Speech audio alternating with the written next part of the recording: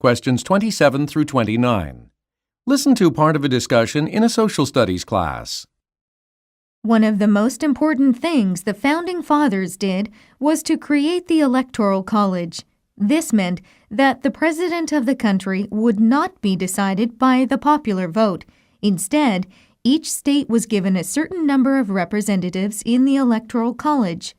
The number of electors each state got was determined by how many representatives it had in Congress. The winner of the popular vote in a state would then receive all of that state's votes in the Electoral College. Jason? That doesn't seem right to me. After all, the United States is a democracy, so the winner of the popular vote should become the president. Actually, Jason, you're wrong about one thing. The U.S. is not a democracy. It's a republic. There's a difference. Can anyone tell me what the difference is? Mary, why don't you try? In a real democracy, everyone would get to vote on, well, everything, I guess. In a republic, the people elect representatives. These representatives then vote on matters according to the will of the people who elected them. Well, they're supposed to do that. They don't always, though. Well said, Mary. But I still think that the president should be elected by the popular vote. So, now I'm curious. Why did the Founding Fathers create the Electoral College? I think it's totally useless. I don't understand why they made it. That's a good question, Jason. Basically, they were worried that the large states would dominate the small ones. You see, when there were only 13 states, some were large while others were small. The Founding Fathers realized that the large states, large by population that is, could easily control the small ones if the presidential election were determined by the popular vote. So they created the Electoral College. That would enable the small states to have more influence in presidential elections. Thus, they wouldn't always be subjected to the will of the people in the larger states. Now answer the questions. Number 27. What is the purpose of the discussion?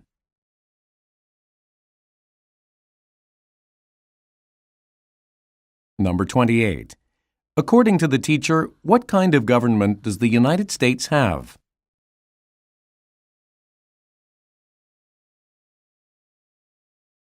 Number 29. Why does the boy mention the Electoral College?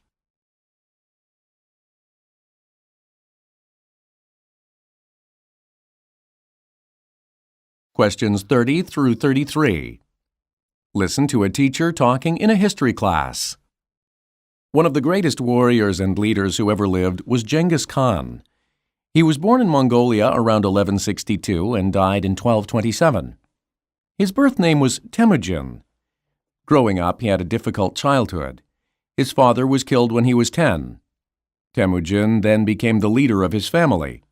He married when he was 16, and his wife bore him 4 sons. When he was young, many Mongol tribes were constantly fighting one another. Temujin rose in the ranks and eventually became the leader of his tribe. Then he made alliances with other tribes. He went to war against the tribes that didn't ally with him. When he conquered them, he allowed those tribes to join his. Thus, Temujin's tribe grew in both size and stature. By 1206, when he was in his early 40s, Temujin was considered the ruler of all the Mongols. It was then that he took the title Genghis Khan. That title, by the way, means universal ruler. With an army of more than 100,000 men, he decided to conquer more territory. He was extremely successful. The Mongols mostly fought from horseback, and Genghis Khan's soldiers had a reputation for being exceptional and ruthless warriors. In many cases, cities simply surrendered without putting up a fight. The reason was that if they fought and lost, Genghis Khan would order the massacre of everyone in the city. Genghis Khan first moved on China. He and his men conquered much of the land that's in northern China today. Then they moved westward, where they quickly overran much of Central Asia. They conquered the land that's modern-day Pakistan and Afghanistan.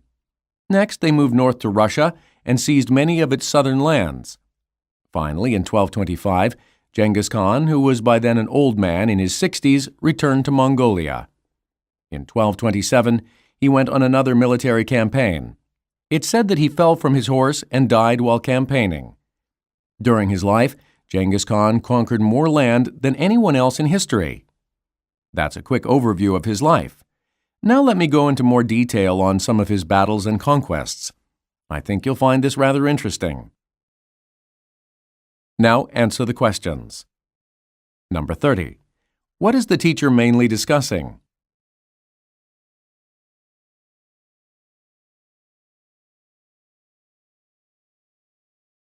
Number 31. According to the teacher, how did Temujin increase the size of his tribe?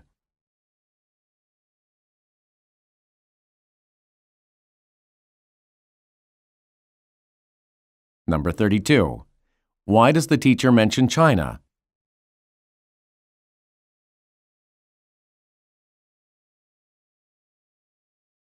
Number 33. What will the teacher probably do next?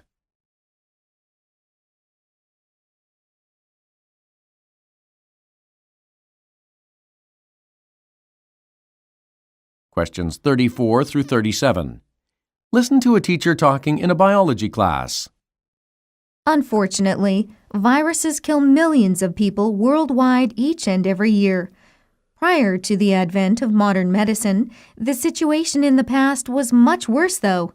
Nowadays, many viruses that were once killers are under control. A century ago, smallpox and polio, two types of viruses, killed or maimed huge numbers of people. But, for the most part, they have both been eradicated. This happened thanks to vaccines. A vaccine is a type of medicine that basically triggers an immune response in a person. There are a couple of different types of vaccines. One involves the injecting of a weakened form of the virus into a person's body. Since it is weak, the body can develop antibodies to fight off and kill the virus. This enables the person to become immune to that particular virus. Thus, in the future, if that virus should attempt to enter the person's body, his immune system will kill it. The person will therefore never suffer from the effects of that virus. Mrs. Porter, when do people get vaccines? It depends. A lot of vaccines are given when a baby is first born or in the early years of childhood. Other vaccines are given later in life, and there are some vaccines that, depending on where the person lives, are not necessary at all. Furthermore, when a person gets vaccinated depends on the vaccine itself. Sometimes, a single vaccination can protect a person for the rest of his life. Other times, it only provides protection for a limited number of years. So, a person may need to get vaccinated for certain viruses about once a decade. Oh, and just so you know, some of the vaccines that most people get are for smallpox, chickenpox, measles, mumps, influenza, diphtheria, and polio. The first vaccinations were made for smallpox in the late 1700s. Edward Jenner, a British doctor and scientist, developed a smallpox vaccine from cowpox, a similar virus that affected cattle. Despite the importance of his work, it took decades for his vaccine to be accepted. Finally, in the 1840s, the British government started a widespread smallpox vaccination program based on Jenner's work. By the mid-1900s, smallpox had virtually disappeared from the world. Now answer the questions. Number 34. What does the teacher say about polio?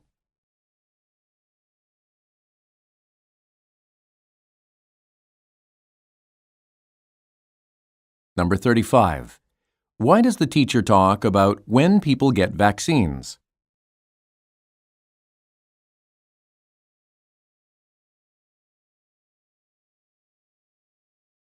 Number 36. What is probably true about vaccines?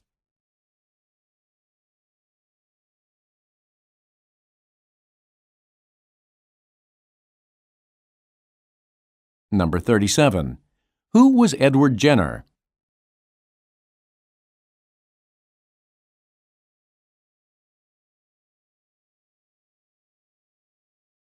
Questions 38 through 42.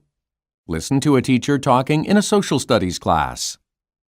I think that's enough about bays. So, let's move on to another body of water. This is one of the more interesting ones we're going to study. I'm referring to estuaries. Now, an estuary, that's E-S-T-U-A-R-Y. An estuary is a body of water that forms where a river enters an ocean. It's typically wide and has aspects of both the river and the ocean. You might think that an estuary is simply the mouth of a river, but it's actually a separate body of water. For instance, an estuary has a combination of fresh river water and salty ocean water. An estuary can be affected by ocean tides, too. In addition, sediment carried downriver often settles in an estuary. One result of this is that estuaries often have land formations.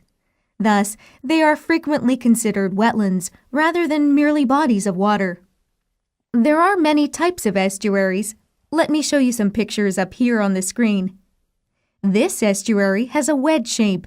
It's narrow where the river enters it and very wide. See, very wide where the estuary meets the ocean. Other estuaries are almost like lakes. They have barriers where they meet the ocean. This barrier looks like a long finger of land.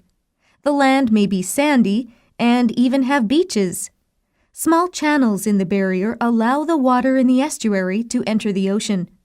Other estuaries were formed by glaciers in rocky coastal regions. They're narrow, they have steep sides, and they are very deep. Historically, estuaries have been places where many humans have settled. The reason is that the rivers leading to them could provide people with fresh water. Simultaneously, being close to the ocean provided fish and other animals for people to eat, as well as direct access to trade routes. Some of the biggest cities in the world happen to be located on estuaries. New York City, for example, is located on the estuary of the Hudson River. Now answer the questions. Number 38. What is the main topic of the talk?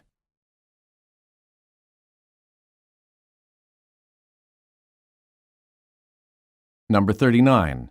What feature of estuaries does the teacher mention?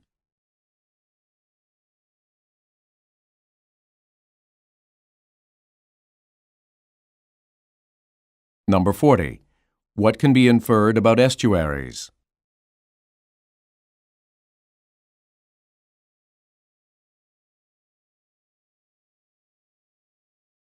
Number 41. What does the teacher say about estuaries formed by glaciers?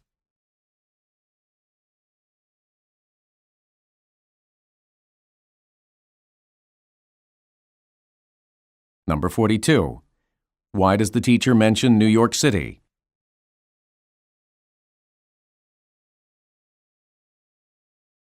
Stop. This is the end of the listening section.